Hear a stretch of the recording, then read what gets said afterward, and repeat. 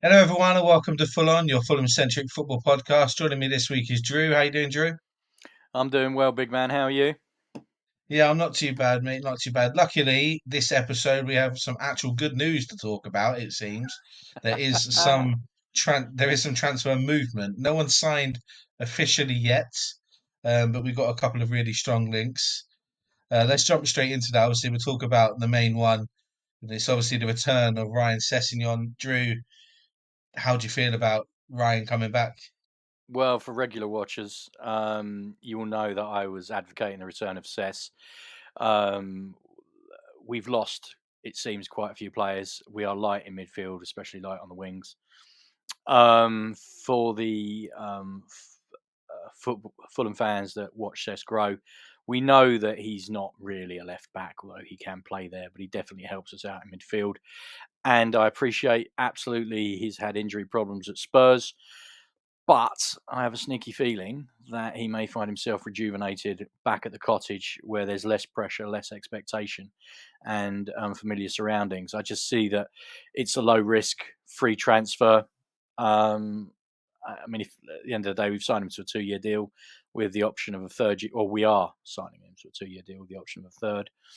Yeah, I don't really see, I don't see really where the risk is. So yeah, all for it. I've got to be honest, was worried when he was reportedly training with the Eagles down in your neck of the woods, Ash. But I understand from interacting with some Palace fans that their manager didn't fancy him. Whether that's true or not, I don't know. But quite frankly, I don't care. And if he comes back to the cottage, I'm all for it. Yeah, I think it's one of those ones, isn't it, that I was so happy. We've been speaking about Ryan Sessegnon as soon as we found out he was become a free agent at Tottenham, about wanting him back for whether it's footballing reasons or nostalgic reasons. We all wanted him back playing for Fulham, and I'm super excited to see that he is coming back. The rumours are a bit all over the place in the sense of exactly when he was doing his medical, whether that was today or yesterday, obviously today being Friday. We don't know, but it's one of those ones that for a football romantic, it's amazing. For a Fulham fan, it's really great to have him back. And I think it's a rather low risk move taking him back. I think that on a free transfer, yes, his wages will probably be higher than what he was on when he left the club. That's going to be no shock, but for free, it's not, I'll take him all day long, especially when you consider we've already made 25 million quid off of him when he went off to Spurs in the first place. Um, for the love of football, for the love of Sessegnon as he is, we got a great affinity as a football club with that whole family. Obviously, not just with Ryan and Stephen. There's a couple of them coming through the youth ranks still, you know, and it's great to have them back and connected with the club. But it's not sat right with me watching Ryan wear another team's football shirt. So I'm overjoyed to have him back. Yeah. Um, Pete Rutzler was reporting that the medical has already taken place. I mean, this is Friday, we're recording this. So I think the medical's taken place. I'm assuming, and this is always dangerous when it comes to Fulham, because our medicals are the stuff of legend, or maybe not legend, but the stuff of infamy. I'm assuming at some point next week he will hopefully be unveiled, along with drum roll a couple of other signings that I Well, believe yeah, Ash you're going to lead us into. well, we're going to move straight on to one of them, obviously, which is Emil Smith Rowe. We know that the club have agreed a fee with Arsenal now, or at least were right on the edge of agreeing a fee to the point where he was removed from an active playing squad playing for Arsenal 2 nights ago on their preseason tour over in the US. And I believe that it's probably going to be a case of just agreeing everything with them. I understand that the personal terms with him are not an issue and they've already been dealt with. It's now just a case of the structure of the deal with Arsenal. and that coming through. Again, another signing that, yes, it's £35 million. It's a lot of money, but ultimately, I don't think is the worst that we can make. I think he's a very good, still young player. He has a lot of talent. He's just another one like Sessegnon, who has not had a lot of luck in the last couple of years with injuries. And if we can get him and keep him injury free, or at least injuries down to a minimum, we'll get good use of him as a player. He's played for Arsenal across pretty much all four positions in the midfield. He's very versatile in the midfield, as a player, even though he does prefer obviously to play out on the left wing. And I think with him and Cess coming in, um, ultimately, I think that may also put the end to the rumours whether or not Willian's going to sign a new contract with Fulham, because I don't think that would necessarily be one that we'll be interested in if we've now got an extra two players to cover that position. But you never know. I believe that Willian thing's on Willian, not on the club. So we'll see with that. But I'm glad to see that we're looking at getting that position covered, because it is a position that what we were worried about going into the new season. What are your feelings on Smith Rowe and sort of getting him in, especially for the money that we're looking at we might have to pay? Smith Rowe's an interesting one. I know a few Gooners. Not something I usually admit publicly, but there we go. They rate him quite highly. As you quite rightly say, he's had problems with injuries. I do wonder if he may benefit from an extended run in the first team, build up his fitness, build up his conditioning, build up his strength. I also wonder, and you've mentioned his versatility, whether not only has he been brought in to cover the left wing, but whether he's an insurance policy somewhat against potential other departures. You've mentioned Willian. I think, I've gone on record saying that I didn't expect him back. It may be that he's being quite shrewd and decided to skip the preseason. I just think he's signed his contract late. I don't know. Fabulous, absolute Rolls Royce of a player. Good to have around the club. But he is 35, I believe, turning 36 this year. It's unfair to expect him to last 90 minutes throughout the season. We've talked on the podcast previously about the average age of the squad. We've got either the first or second oldest, or we had last season in the league. We have to get younger. People forget Sessegnon's still only 24, and Emil Smith Rowe is 23, so they're both huge steps in the right direction. Obviously, both more offensive players, which I don't have a problem with. Smith Rowe, yes, if it gets done. I know that one of the big motivating factors for him was more and regular first team football. And you're quite right, personal terms have been agreed, but apparently it's had an impact upon the structure of the deal. So I believe that's what is holding up the official announcement. But yeah, I'm probably, in terms of comparing him and Sessegnon, I'm probably more comfortable with Sessegnon. A, because I know what he can do, and B, we're not spending £35 million, because that's a lot of money, especially for a club like ours. But I'm hopeful, for Emil's sake and Fulham's sake, that he's a smashing success and ultimately he's happy and productive. So yeah, if Silver wants him, I trust Silver.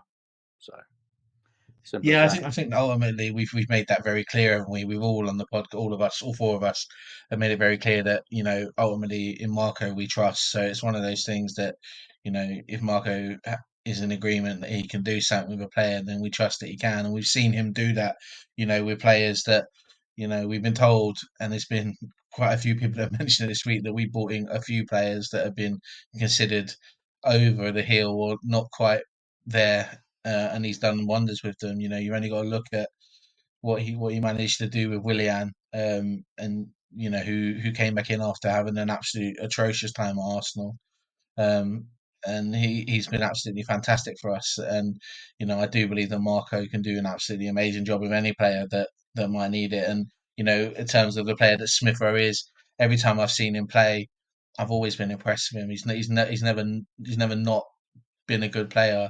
It's just a case of that injury or injuries that he keeps getting. Um, but he wouldn't be the first player that we've signed on the back of being constantly injured, and it probably won't be the last. And it's one of those things that for a club like ours, if we want to get players that are of that stature or of that quality, then sometimes you have to take a risk with that. And I think that's probably where that lies with him. And he's another player, as we said, that is quite versatile and covers multiple positions. And yes, he may well be there as a backup in case we lose other players. Um, but I'm not against him coming in, which is fantastic. Obviously, the last player of this sort of free player couple of days that we've had that looking like deals getting closer and closer is Andre from over in Brazil. The deal we're still not 100% sure if it's agreed or not. We know that there was rumours that the fee had been agreed, and then Fluminense wanted a bit more money. Uh, but I think ultimately it'll get there. I think the rumor mill the last couple of days has been that the deal is sort of edging closer and closer, and it's just waiting to leave and then come over. I think that on his own sort of social media, he's been showing his house being packed up and sort of getting ready for sale over in Brazil. So, you know, who knows what that means? Really, it can mean anything. But looking into it as deeply as football fans tend to, when you see stuff like that, when you're linked to a player, I think it's all positive signs for him coming in. In terms of the footballer he is, I've seen him play 4 or 5 times. Purposely gone out of the way to watch him. Obviously, since we were linked with him last summer, this is a free transfer window sort of deal that we're looking at now. Um, he's a great player. He's a good player. Very very good player. Who will come in and I think defensively give us some backbone that we probably need. How do you feel about it? The Andre one's interesting. I mean, I tweeted that Indiana Jones had less trouble finding the Holy Grail than we seem to have had finding Andre. Couple of things strike me as odd. Number one, as you've already mentioned, this has been at least a uh, free transfer window saga. I appreciate the club are up against it allegedly with FFP. And I understand that Fluminense haven't been overly easy to deal with. But on the flip side, as big a reputation he has, I wonder why other teams haven't come in for him.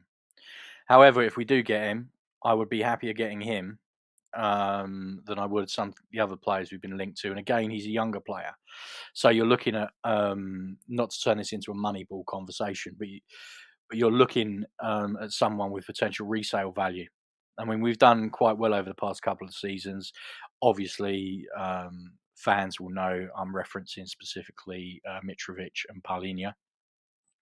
We bought them both around the 20 million mark, and we sold them for significant profits under very different circumstances. But the players we've brought in are at least 5 years, or in Sess's case, 4 years, or bringing in. Sorry, don't want to count my chickens before they hatch because this is Fulham. In Sess's case, 4 years from the age that we sold Mitrovic and Polina at. So, yeah, I'm quite pleased about that. As you know, I have mentioned on numerous occasions that Fulham do not speculate enough on younger talent, especially if you look at some of the talent that's been plucked out of the Championship. Adam Walton at Palace being the last example, but you can go through some of the Premier League stars. Jared Bowen at Hull. I mean, he went for 20 million. You're looking to pay 3-4 times that now if you want to prize Bowen out of West Ham. And there is talent in the lower leagues. I appreciate there's a premium for British players, especially younger British players. But no, going back to Andre, yeah, defensively, obviously we've been weakened. The loss of Paulinho was huge. We know what he brought to the team. If Andre, who I understand is quite athletic and quite strong in the tackle, can give us some of that backbone and help us out in the defensive midfield position, then I'm all for it. I will be very intrigued. Probably out of the three players, probably him the most to see, because as you mentioned, Ash, it's been going on and on and on and on. So yeah, I'm really quite curious to actually see him on the hallowed turf at Craven Cottage. Yeah, obviously now we're looking at those three because they're the three names that have come in quite strongly linked, quite strong links over the last sort of week or so that has just got stronger, stronger, stronger. As you say, in Andre's sort of case, it's been a year and a half of being linked with him, and we knew that last summer's deal was only sort of dependent on whether or not we sold Palhinha to Bayern Munich in January, and they just didn't come back in for him in January, so that deal didn't happen. And now we're in a position where I think Fluminense, they're probably trying to keep hold of him as much as they can because they're in a bit of a relegation battle at the moment, and just as well as sort of the money side of it, just trying to milk as much out of it as they can, which you can I, understand for clubs like that because that's how they make their money. I What think I think Fluminense have actually identified his replacement, if I'm not wrong. Yes, I saw a link today. I don't have the name off the top of my head. I did see a link today that they think they found the replacement, and I think they might have successfully already put in a bid to buy him. So that again leads into the stronghold that he's coming. It's just a case of getting that deal done. When we look at sort of those players coming in, are there any sort of players that are currently in the squad at Fulham that you now worried will probably mean that we'll have to ship out in terms of they won't be happy because there's going to be less chance of them playing, or are going to want to go and deserve to have first team football elsewhere. Sort of names that come into mind for me are obviously like Harrison Reed, who with a couple of those players coming in probably puts him down the pecking order a little bit more. And as much as I love Harrison, he's a great footballer. I think it sort of lowers his chances of playing a bit more for us. Are there any other players that you can think of that might now be looking at whether or not it's going to work out for them, or is it just a case of Um, I'm not. I mean, going back to Harrison Reed. I mean, our regular watchers will know that I'm unashamedly a big Harrison Reed fan. What I don't understand, and I very rarely take issue with anything Silva does, is why Silva's trying to turn him into an 8 rather than a 6. I think he's a natural defensive midfielder, and I think um, uh, our pet cat Lukic offers us much more up and down the park. Um, I would keep. I would do all I can to keep Harrison. I take on board what you're saying. I don't think the Sessegnon and Emil Smith Rowe, I don't think affect his position a huge amount. I think if we get Andre, and obviously we're heavily linked to McTominay, I don't know where that's going, then I can understand why he might be a little bit unhappy. I would definitely like to keep him though because he's got a good attitude, never lets you down, and he's a little warrior. The one that does strike me as, and this might not be anything to do with playing time, because Bobby Reed, bless him, love him, miss him. He was clearly wanting to play more regularly. Indeed, that's why ESR is wanting to leave the Emirates. I think possibly if you're talking about impact upon playing time, maybe Harry Wilson, but I'm not sure. But there have been links. I think was it a Belgian team that was linked with him? yeah, I think it's Antwerp, weren't they? Antwerp, that's right. Yeah, went in with They're him. interested in him. But the one I think we might lose, and not because he hasn't got playing time, but because he's at his prime and he wants to move on to. If he's going to move on to bigger things and have some time at the top, it will be now. That'd be Pereira. Now, I'm not saying that Pereira is a problem child at all. I don't think he is. But we've all seen the rumours. I think his agent is working overtime. Pereira has now established himself as a Premier League player. He's now got into the Brazil squad. Obviously, Chelsea reportedly looking at him. My understanding is, and this could just simply be speculation, bids were being considered 40 million plus. Now, that ties in with what I said earlier about Emil Smith Rowe. Because his versatility, he might be an insurance policy. But I think Harrison Reed, I can understand the point, but I think I don't think he's been going to be overly impacted by the new arrivals because I think 2 out of 3 don't threaten the positions that he plays. I think it may change if we actually went out and got a defensive midfielder. But I think Wilson might raise an eyebrow or two. But I think Pereira we might lose. I've just had this sneaky feeling, and I don't want to Well, I lose think him. no, I think it came out a couple of months ago that he was being touted around. You know, we all know his agent. He has probably one of the most infamous football agents there is in Julian Trajan for pushing players about and sort of marketing them off and getting players moves. So it wouldn't surprise me so much. And I think that, in terms of AP, what he's coming to Fulham to do, which is re-establish himself as a Premier League footballer and sort of have the populace's opinion of him be changed, because when he left and went back to Brazil, I don't think he was rated as highly as he is now at Fulham. And I think that's proven by the fact he's back in the Brazil squad. But also just by the other UK and British clubs, they sort of pricking their ears up to him. And the fact that if Chelsea are interested in him, if Chelsea are interested in him, I want 60, 70 million. I don't want 40 million. But you know how The that is. Chelsea But tax. yeah, um, but that is what that is. And again with Harry Wilson, I don't disagree. I love Harry Wilson. I think that he's been a great servant for Fulham, and he's one of those players that he's at getting to that age now that he's probably going to be wanting to play football. And if a club can come in and offer him a bit more football, then he probably might take it.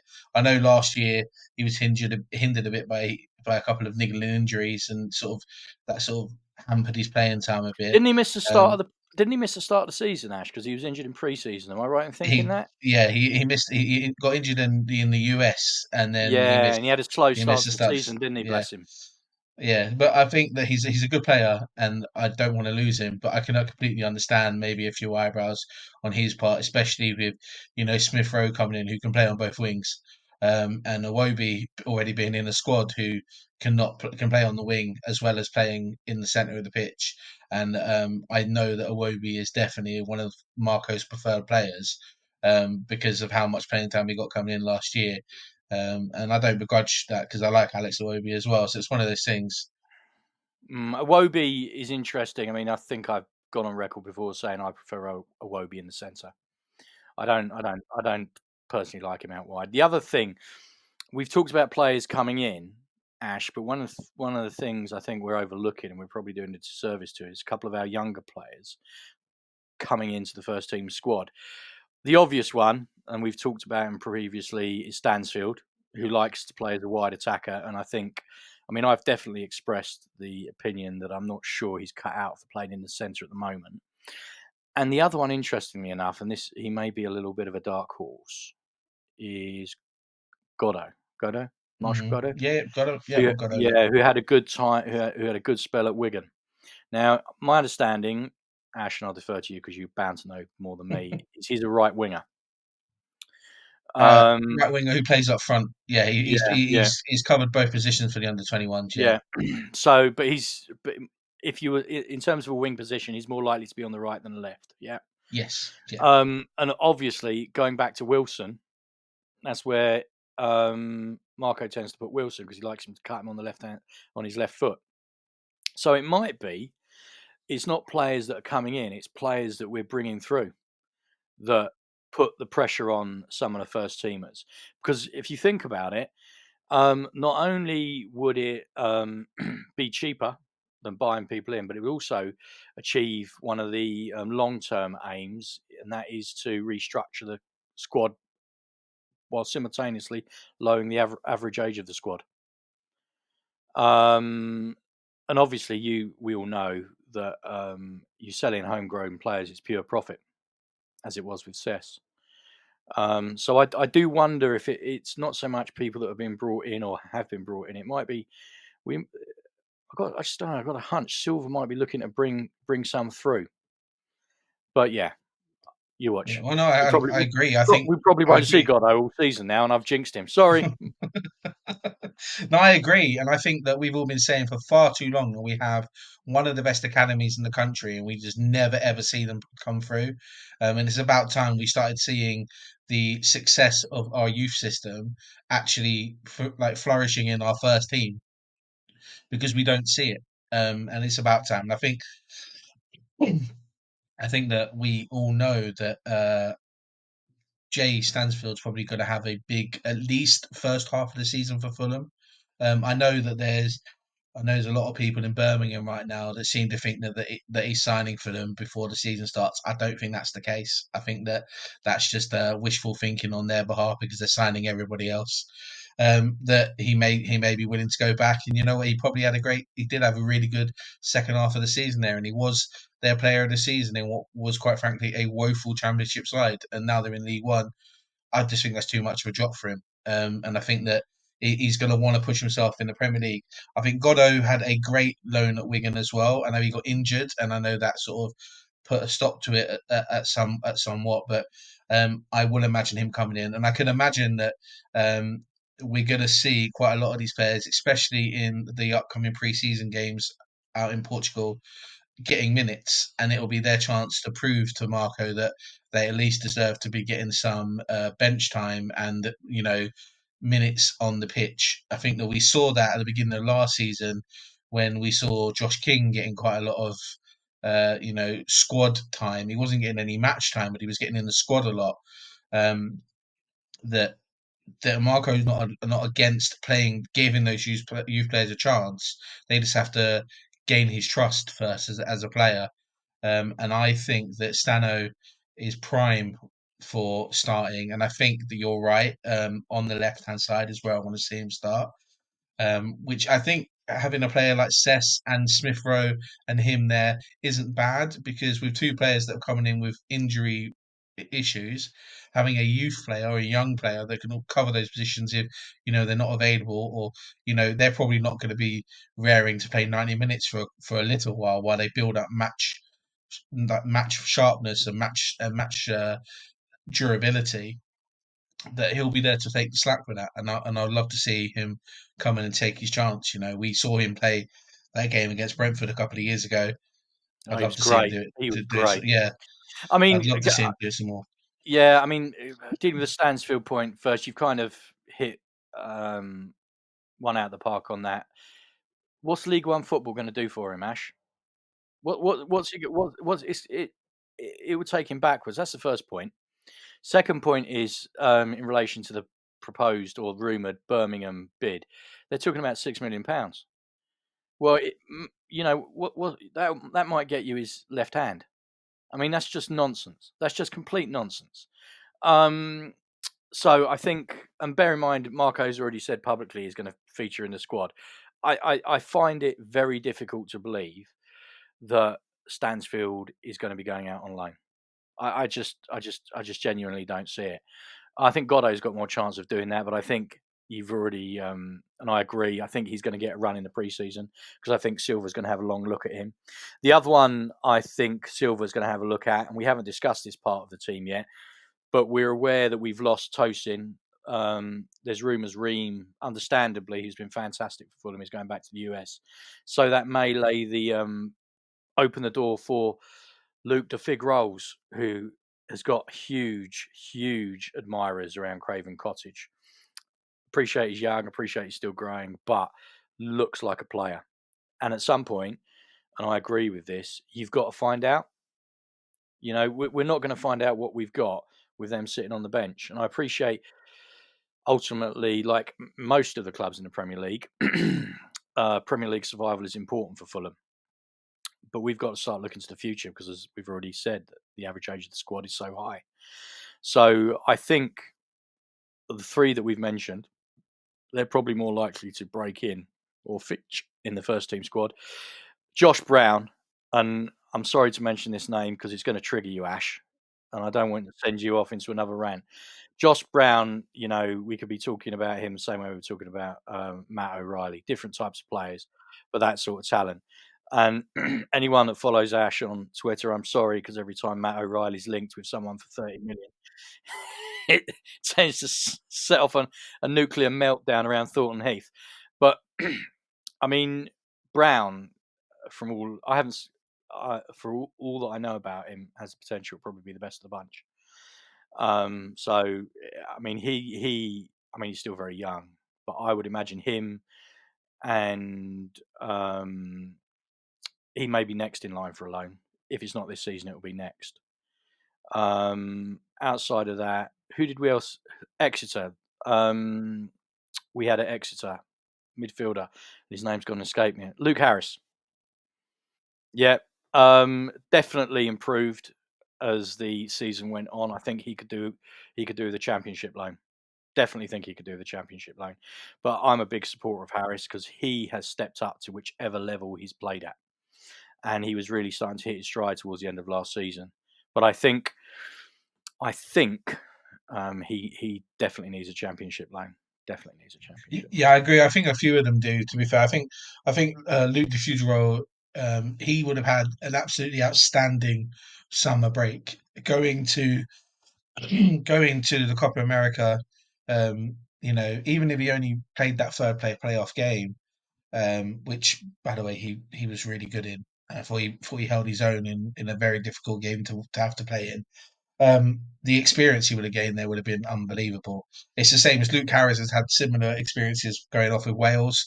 I mean, with their first team a few times, and that says an awful lot about the quality of a player who, at 15 years old, is going on Wales first team training camps. And I think there's quite a lot of youth players in there that I would love to see it play at some point this season for Fulham, or if not, go get some really good loan time out. Um, Brown is one of those players, as you say. I'd love to see him, maybe getting a loan out first half of the season in the Championship, and then come January assessing whether or not we want him to join the first team more of us, or go back out and get another higher level Championship loan. I think that would work well for him. There's a few players like that have come through that we would have seen play, and anyone who watched the FA Youth Cup uh, game, or the FA League Cup, the Premier League Cup game against Tottenham, we've got a lot of really good youth players that are at the age level below coming through up to the first team now, and it could be a very good season for them. And I think that Hayden Mullins, um, who is obviously the under 21 coach, is going to have a very good crop of players to play with this year.